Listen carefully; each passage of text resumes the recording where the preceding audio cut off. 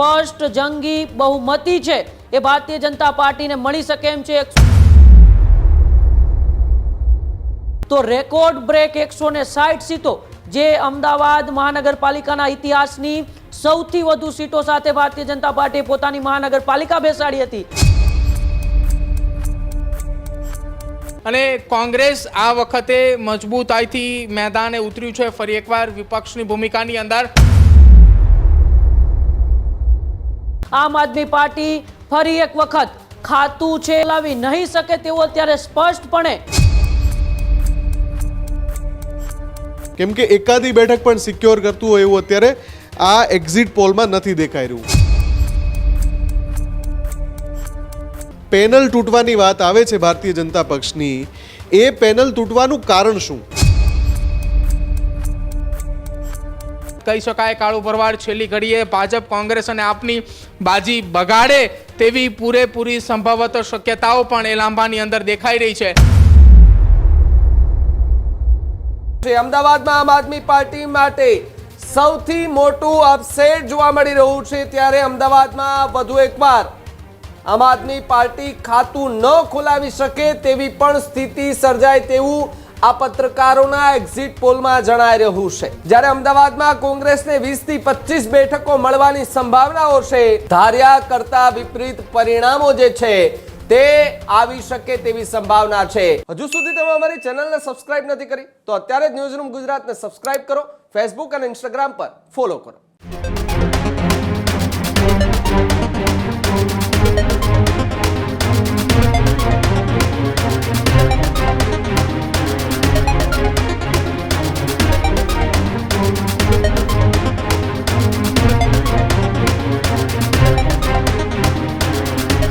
નમસ્કાર, આપ જોઈ રહ્યા છો ન્યૂઝરૂમ ગુજરાત અને આપની સાથે હું છું ભાવિક। સ્થાનિક પત્રકારોનો સૌથી સટીક તારણ અને સૌથી મોટું એક્ઝિટ પોલ અમે આપને બતાવી રહ્યા છે। જુનાગઢ જિલ્લો હોય, રાજકોટ હોય, આસપાસના વિસ્તારો હોય કે ત્યાંના એક્ઝિટ પોલ બાદ હવે અમદાવાદની ચૂંટણીને લઈને હવે એક્ઝિટ પોલ મળી રહ્યા છે, ત્યારે અમદાવાદ મહાનગરમાં ન્યૂઝરૂમ ગુજરાતનો સૌથી મોટો એક્ઝિટ પોલ, સ્થાનિક પત્રકારોના મતે અમદાવાદ મનપાનો એક્ઝિટ પોલ અમે તમને બતાવવા જઈ રહ્યા છીએ। અમદાવાદમાં આમ આદમી પાર્ટી માટે સૌથી મોટું અપસેટ જોવા મળી રહ્યું છે, ત્યારે અમદાવાદમાં વધુ એકવાર આમ આદમી પાર્ટી ખાતું ન ખોલાવી શકે તેવી પણ સ્થિતિ સર્જાય તેવું આ પત્રકારોના એક્ઝિટ પોલમાં જણાઈ રહ્યું છે। અમદાવાદમાં ભાજપને પણ બેઠકોમાં નુકસાન જાય તેવી પૂરેપૂરી સંભાવનાઓ દેખાઈ રહી છે। અમદાવાદમાં ભાજપને 140 થી 160 બેઠકો એ મળી શકે તેવી પણ વાત, જ્યારે અમદાવાદમાં કોંગ્રેસને 20 થી 25 બેઠકો મળવાની સંભાવનાઓ છે, પરંતુ કોંગ્રેસને જો નુકસાન કરનારી સામે કોઈ પાર્ટી હોય તો એઆઈએમઆઈએમ છે કે જે મોટી માત્રામાં કોંગ્રેસના વોટ તોડી શકે છે। એઆઈએમઆઈએમ અમદાવાદમાં 4 થી 6 જેટલી બેઠકો પર એ જીત મેળવી શકે તેવી પૂરેપૂરી સંભાવનાઓ છે, જ્યારે અમદાવાદના અનેક વોર્ડમાં ધાર્યા કરતા વિપરીત પરિણામો જે છે તે આવી શકે તેવી સંભાવના છે। આવતીકાલે પરિણામનો એ દિવસે પહેલા જનમત એક્ઝિટ પોલ જે છે તે અમે આપને બતાવી રહ્યા છે। જુનાગઢ જિલ્લા પંચાયત અને તાલુકા પંચાયતનો એક્ઝિટ પોલ જોયું, રાજકોટ જિલ્લા પંચાયત તાલુકા પંચાયતનું જે તમે મહાનગરનું એ એક્ઝિટ પોલ જોયું કે જેમાં કયા એવા પક્ષો છે કે જેમની રણનીતિ અને તેમના મેનિફેસ્ટો લોકો સુધી પહોંચ્યા અને લોકોએ એમને ખોબલે ને ખોબલે મત આપ્યા, એવા કયા ઉમેદવાર છે કે જેમનું એ વિસ્તારોમાં એમનું પત્તું ખૂબ ભારે રહ્યું। આજે આ એક્ઝિટ પોલ જે છે એ લગાતાર અમે દિવસભર અમે આ તમને બતાવવાના છીએ, અલગ અલગ વિસ્તારોમાંથી બતાવવાના છીએ। ત્યારે હવે અમદાવાદના એક્ઝિટ પોલની વાત જે છે તે કરવામાં આવી રહી છે। ન્યૂઝરૂમથી ઉમંગ મારી સાથે જોડાયા છે। ઉમંગ, જુનાગઢ, રાજકોટ બાદ હવે અમદાવાદ મહાનગરની વાત, એક્ઝિટ પોલની અંદર ભાજપને આમ તો ફાયદો છે, પરંતુ કોંગ્રેસના વોટ એઆઈએમઆઈએમ તોડી શકે છે। અત્યારે ખૂબ સ્થિતિ કોંગ્રેસ માટે પણ કઠણ જે છે તે થતી જોવા મળી રહી છે। જી બિલકુલ ભાવિક, રાજ્યની સૌથી મોટી મહાનગરપાલિકા એટલે અમદાવાદ, જ્યાં સૌ કોઈની નજર રહેલી હોય છે કે અમદાવાદના પરિણામો શું આવશે, ત્યારે અમદાવાદની મહાનગરપાલિકાની 192 બેઠકમાંથી 2 બેઠક પહેલા જ બિનહરીફ થઈ ચૂકી હતી, એટલે કે 190 બેઠકો ઉપર એ ચૂંટણીનો મહાજંગ જામ્યો હતો। ગઈકાલે મતદાન પણ થયું, પરંતુ હવે એ અમદાવાદના એક્ઝિટ પોલ તમે ન્યૂઝરૂમ ગુજરાત પર સૌથી પહેલા જોઈ રહ્યા છો, જેમાં ફરી એક વખત સ્પષ્ટ જંગી બહુમતી છે એ ભારતીય જનતા પાર્ટીને મળી શકે એમ છે. 140 થી 160 જેટલી સીટો ઉપર ભારતીય જનતા પાર્ટી છે એ જીતી શકે છે, તો 20 થી 25 જેટલી બેઠકો છે તે કોંગ્રેસના ફાળે પણ જઈ શકે છે. તો AIMIM છે તે પણ 4 થી 6 બેઠકો, જે જમાલપુર છે, જે ખાડિયા છે, આવા તમામ જે લઘુમતી વિસ્તાર છે તે વિસ્તારોની અંદર AIMIM પણ એક ખાતું ખોલાવી શકે એવી પૂર્ણ અત્યારે સ્થિતિ છે. 2021ની મહાનગરપાલિકાની ચૂંટણીઓની આપણે વાત કરીએ તો રેકોર્ડ બ્રેક 160 સીટો, જે અમદાવાદ મહાનગરપાલિકાના ઇતિહાસની સૌથી વધુ સીટો સાથે ભારતીય જનતા પાર્ટીએ પોતાની મહાનગરપાલિકા બેસાડી હતી. ત્યારે ફરી એક વખત 2026માં તેમનું પુનરાવર્તન થવું એ લગભગ નિશ્ચિત મનાઈ રહ્યું છે. એ સમયે જગદીશ વિશ્વકર્મા છે તે સમયે કર્ણાવતી મહાનગરના અધ્યક્ષ હતા અને અત્યારે તેઓ પ્રદેશ ભાજપાના અધ્યક્ષ છે. એટલે કે એ સમયે જે રેકોર્ડ બ્રેક જે પરિણામ મળ્યું હતું, રેકોર્ડ બ્રેક 160 જેટલી સીટો આવી હતી, એ સીટો હવે કદાચ એ જાળવી રાખશે ભારતીય જનતા પાર્ટી. અને ફરી એક વખત મોટો અપસેટ છે એ આમ આદમી પાર્ટી માટે અમદાવાદ મહાનગરપાલિકામાં સર્જાઈ એમ શકે છે. આમ આદમી પાર્ટી ફરી એક વખત ખાતું છે ચલાવી નહીં શકે તેવું અત્યારે સ્પષ્ટપણે મતદાન બાદ ચિત્રો છે તે સામે આવી રહ્યા છે. અમદાવાદની અંદર AIMIM છે તેમણે કોંગ્રેસના અને આમ આદમી પાર્ટીના હોટ તોડ્યા હોય એવું અત્યારે સ્પષ્ટપણે મુફદ્દલ અત્યારે સામે આવી રહ્યું છે. સૌથી મોટી મહાનગરપાલિકા ગુજરાતની છે, તેમની ઉપર સૌ કોઈની નજર હોય અને મતદાન બાદના આંકડાઓ ફરી એક વખત સ્પષ્ટ બહુમતી સાથે ભારતીય જનતા પાર્ટી મહાનગરપાલિકામાં પોતાનો ભગવો લહેરાવશે એવું ત્યારે સ્પષ્ટપણે ચિત્રો નજર આવી રહ્યા છે. જો ભાજપની જીત ઉપર તો આપણે વાત કરીએ, પણ સાથે જ જે તમે કહ્યું એમ AIMIM અને આપનું જે ફેક્ટર છે, સૌથી વધારે છેલ્લા 48 કલાકમાં અમદાવાદમાં ચર્ચા શું રહી હતી? તમને યાદ હશે કે એ મૌલવીઓના વાયરલ વિડીયો, પછી લઘુમતી વિસ્તારોની અંદર જે પ્રકારે પ્રચાર કર્યો આમ આદમી પાર્ટીએ, જે પોસ્ટર લાગ્યા, બેનર લાગ્યા, એ વાયરલ થયા. પછી નાયબ મુખ્યમંત્રી હર્ષ સંઘવીની પ્રતિક્રિયા આવે, ભાજપના વરિષ્ઠ નેતા ગોરધન ઝડફિયાની પ્રતિક્રિયા આવે અને એમણે એવું કહ્યું કે આ પ્રકારની તૃષ્ટિકરણની રાજનીતિ કેટલાક પક્ષો કરી રહ્યા છે, તો બીજા જે સમાજના અન્ય વર્ગો છે એમણે પણ ઉઠીને આગળ આવીને વોટિંગ કરવું જોઈએ. અને હવે જે પત્રકારોનું તારણ આપણને મળી રહ્યું છે એના ઉપરથી એક વાત સ્પષ્ટ થાય છે કે આમ આદમી પાર્ટીનું આખું આ ગેમ્બલ, જેમાં ફતવા, ફરમાન, આ બધું જ નિષ્ફળ જતું જણાય છે.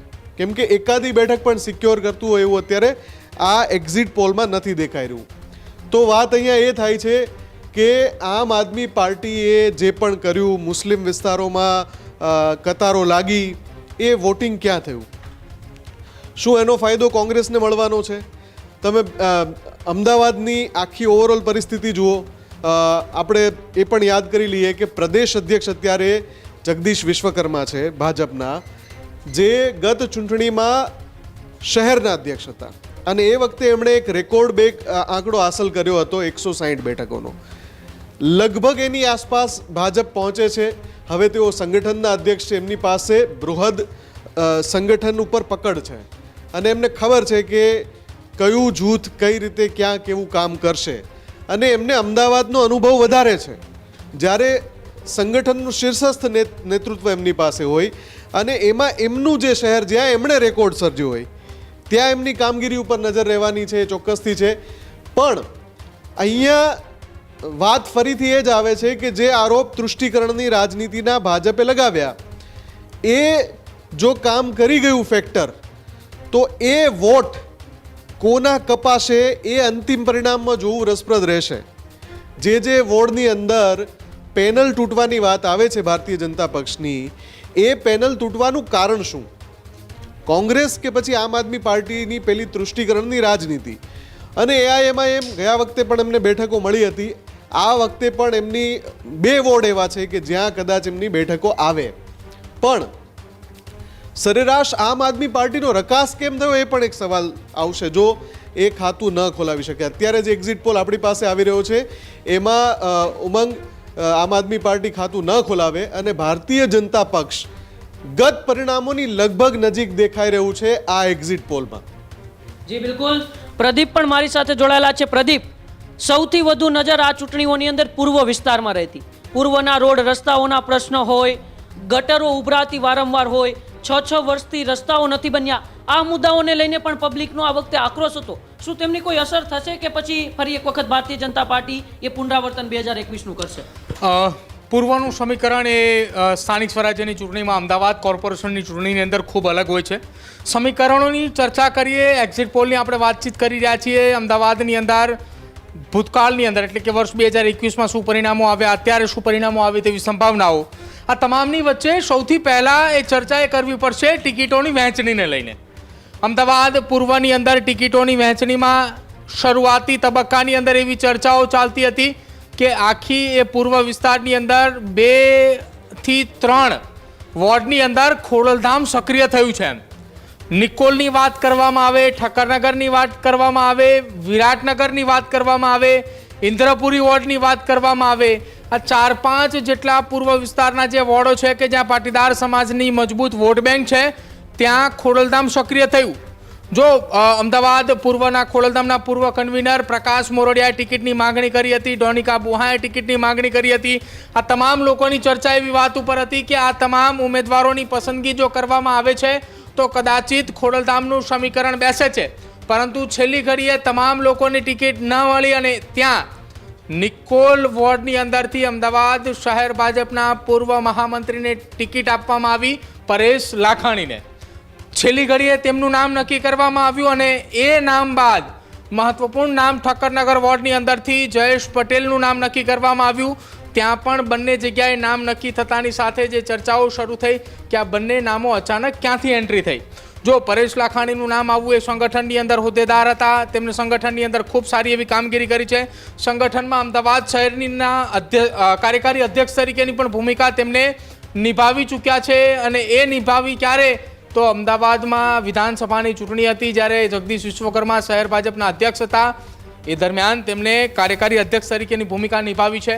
આ એ સફળ નેતૃત્વ તેમનું જેના કારણે તેમને ટિકિટ આપવામાં આવી. જયેશ પટેલને ટિકિટ આપવામાં આવી, આંદોલનનો ચહેરો અને વિસ્તારની અંદર તેમનું મજબૂત નેતૃત્વ. એટલે આ તમામ પાયા તેમના છે. પણ આ તમામની વચ્ચે કોંગ્રેસના મુખ્ય ફેક્ટરો કપિલ દેસાઈ, અપૂર્વ પટેલ, આ સાથે શહેજાદ ખાન પઠાણ અને બહેરામપુરા દરિયાપુર વિસ્તાર, છેલ્લી ઘડી ઇમરાન ખેડાવાલાનો એ પ્રચાર, છેલ્લી ઘડી ઇમરાન ખેડાવાલાએ લોકોને અપીલ કરી, બુલડોઝરને લઈને અપીલ કરી. આ તમામ જે અપીલો હતી તે પણ મહત્વનું ફેક્ટર સાબિત થશે. અને જે એઆઈએમઆઈનો પ્રચાર અમદાવાદની અંદર થયો હતો એ પણ મજબૂત ફેક્ટર માનવામાં આવી રહ્યું છે. અને કોંગ્રેસ આ વખતે મજબૂતાઈથી મેદાને ઉતર્યું છે. ફરી એકવાર વિપક્ષની ભૂમિકાની અંદર કદાચિત અમદાવાદ શહેરની અંદર ખુલીને મેદાને આવે, સામે આવે તેવી શક્યતાઓ વ્યક્ત કરવામાં આવી રહી છે. જેમાં બાપુનગર વોર્ડની અંદરની વાત કરવામાં આવે ત્યાં પણ તેમના કેન્ડિડેટ છે. ઓઢવ વિસ્તારની અંદર કપિલ દેસાઈ, ખોખરાની અંદર અપૂર્વ પટેલ મેદાને છે. 1 નંબરમાં તેમનું વોટિંગ હતું, પરંતુ દાવેદારી એ તેમની અને ચૂંટાઈને આવું એમાં થોડું અંતરે રહેવાનું છે. આ સાથે જ લાંબા વોર્ડ કાળુ ભરવાડ, જે એમને 2 વખતના કોર્પોરેટર રહી ચૂક્યા છે અને ફરી એક વખત તેમને ટિકિટ ન મળીને તેમને અપક્ષની અંદર દાવેદારી કરી. અપક્ષ એ લાંબા વોર્ડની અંદર મજબૂત દાવેદાર કહી શકાય. કાળુ ભરવાડ છેલ્લી ઘડીએ ભાજપ, કોંગ્રેસ અને આપની બાજી બગાડે તેવી પૂરેપૂરી સંભવત શક્યતાઓ પણ એ લાંબાની અંદર દેખાઈ રહી છે. હવે જોવાનું રહેશે આ એક્ઝિટ પોલની અંદર જે આંકડાઓ 160ની આસપાસ 2021માં પહોંચ્યા હતા. ન્યૂઝરૂમે પત્રકારો અને સટીક પોલ તરફથી એવી માહિતી મળી રહી છે કે ભાજપ હવે 120 અથવા તો 125 અથવા 30ની આસપાસ પહોંચે. કોંગ્રેસે વિપક્ષની અંદર મજબૂત બને અને કોંગ્રેસની સીટોએ વધે તો સામે કોંગ્રેસની સાથે સાથે એઆઈએમઆઈની સીટો પણ વધે તેવી શક્યતાઓ છે. અપક્ષની પણ સીટો આવે, ભાજપ તૂટે, પેનલો ખંડિત થાય તેવી શક્યતાઓ છે. પ્રદીપ, જે રીતે તમે ઠક્કરનગરની વાત કરી, ખૂબ ઓછું મતદાન થયું છે, તો એ મતદાન ઓછું થયું તે જ વિસ્તારમાંથી ધારાસભ્ય તરીકે જગદીશ વિશ્વકર્મા પણ આવે છે. તો એની કોઈ અસર આમ આદમી પાર્ટી ત્યાં વધુ મજબૂત થઈ કે કોંગ્રેસ વધુ મજબૂત થઈ, જેને લઈને ઠક્કરનગરમાં ભાજપને નુકસાન થઈ શકે તેવી અત્યારે સંભાવનાઓ કોઈ ખરી? ઓવરઓલ મતદાન, ઉમંગ આપણે ઠક્કરનગર વોર્ડની વાત કરી કે જ્યાં ઓછું મતદાન થયું, પણ ઓવરઓલ મતદાનની વાત કરવામાં આવે તો અમદાવાદની અંદર 2021 કરતાં 2026ના સ્થાનિક સ્વરાજ્યની ચૂંટણીમાં 4.5-5% જેટલું મતદાન વધારે થયું છે. ઠક્કરનગરની અંદર ઓછું મતદાન, પરંતુ વર્ષ 2021ની સરખામણીએ ઓવરઓલ જોવા જઈએ તો સમરસ જેવું છે, એટલું ને એટલું જે મતદાન છે. પણ આ વખતની એ વિસ્તારની અંદર મતદાન ઓછું થયું તો કદાચિત ભારતીય જનતા પાર્ટીને ફાયદો એટલા માટે વધારે ગણી શકાય કે સંગઠન એ ભાજપનું ઠક્કરનગર વોર્ડની અંદર ખૂબ મોટું છે. ત્યાંથી ધારાસભ્ય કંચન રાદડિયાએ આવી રહ્યા છે અને એ જ વિસ્તારની અંદર ભાજપે જે ઉમેદવારોને મેદાન ઉતાર્યા છે, જે પ્રચાર પ્રસાર ચાલી રહ્યો હતો, જયેશ પટેલનું સમર્થન જે કહી શકાય એ ભાજપને ફાયદો કરાવે તેવી સંભવત. જી બિલકુલ, આભાર પ્રદીપ સમગ્ર માહિતી બદલ. તો જે પ્રકારે અત્યારે અમદાવાદના એ આંકડાઓ સામે આવી રહ્યા છે, મતદાન થયું, મજબૂત દાવેદારો હતા, મજબૂત દાવેદારો બાદ એ ઉમેદવારોની પસંદગી થઈ, ઉમેદવારોની પસંદગી બાદ ભારતીય જનતા પાર્ટીનું આખું સંગઠન ગ્રાઉન્ડ લેવલ ઉપર મજબૂત રીતે ચૂંટણી લડ્યું અને ત્યારબાદ ગઈકાલનું એ મતદાન છે. તો એ મતદાન બાદ હવે આવતીકાલે જ્યારે મતની પેટીઓ ખુલશે, સ્પષ્ટપણે સૌથી મોટી મહાનગરપાલિકા ઉપર ભાવિક ભારતીય જનતા પાર્ટીનો ભગવો લહેરાવાનો છે. ફરી એક વખત 2021નું પુનરાવર્તન છે ભારતીય જનતા પાર્ટી અમદાવાદની અંદર કરવાનું છે. 140 થી 160 જેટલી સીટો ઉપર ફરી એક વખત પ્રચંડ વિજય છે એ અમદાવાદ મહાનગરપાલિકાની અંદર ભારતીય જનતા પાર્ટી પોતાનો દબદબો જાળવી રાખવાની છે. બિલકુલ બિલકુલ ઉમંગ, આભાર જોડવા બદલ અને માહિતી બદલ. તો જે રીતે અલગ અલગ વિસ્તારોમાં એ એક્ઝિટ પોલ્સ જે છે તે અમે તમને બતાવી રહ્યા છે અને અમદાવાદની અંદર જે બેઠકો હતી એ વોર્ડ વાઇઝ બેઠકોની પણ અમે તમને વિગતવાર એનાલિસિસ સાથેની આખી માહિતી જે છે તે પહોંચાડી છે. ને હવે આવતીકાલે જે પરિણામનો દિવસ છે, પરિણામના દિવસે મતપેટીઓ ખુલશે. રૂઝાનો જેમ જેમ આવતા જશે તેમ તેમ એક એક બેઠકો જે છે તે નક્કી થતી જશે કે જે બેઠકમાં કયા ઉમેદવારે કયા પક્ષે વધુ મહેનત કરી હતી અને લોકોને આકર્ષવામાં પ્રયાસ કર્યા હતા એ નિષ્ફળ રહ્યા છે કે પછી સફળ રહ્યા છે, એને એ હવે આવતીકાલ જે છે એ એમના માટે પણ ખાસ રહેવાની છે. હજુ સુધી તમે અમારી ચેનલને સબસ્ક્રાઇબ નથી કરી તો અત્યારે જ ન્યૂઝરૂમ ગુજરાતને સબસ્ક્રાઇબ કરો, ફેસબુક અને ઇન્સ્ટાગ્રામ પર ફોલો કરો.